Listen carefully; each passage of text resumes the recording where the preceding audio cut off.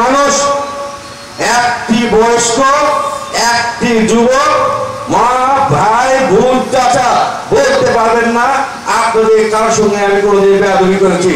নির্বাচনে জয়ী হওয়ার পর যতবার যে অবস্থায় আপনারা ডেকেছেন, আমি একদম যেখানেই থাকি একটা মিটিংয়ে আসতে পারিনি, শুধু সব মিটিংয়ে সব প্রোগ্রামে আসার চেষ্টা করেছি। আর সবচেয়ে বড় কথা, আমার জয়পুরহাট পৌরসভার 9টি ওয়ার্ড,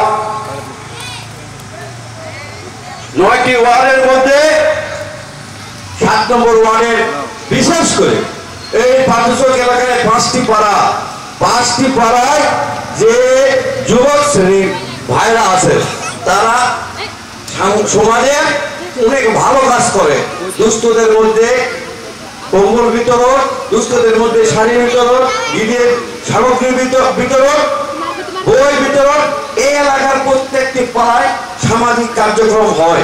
এটা অন্য কোনো এলাকায় এরকম সামাজিক কার্যক্রমের সঙ্গে এরকম যুবক মানুষেরা জড়িত নাই। আমার অনেক ভালো লাগার জায়গা এটা। আমি যখন দেখেছেন আমি এসেছি, আমার পাস করার পর কেউ বলতে পারবেন না আমার কাছে যায় আমার আগে পাস করার আগে যেরকম ছিলাম তার থেকে আমি মোস্তাক পরিবর্তন হয়েছি, এটা কেউ বলতে পারবেন না।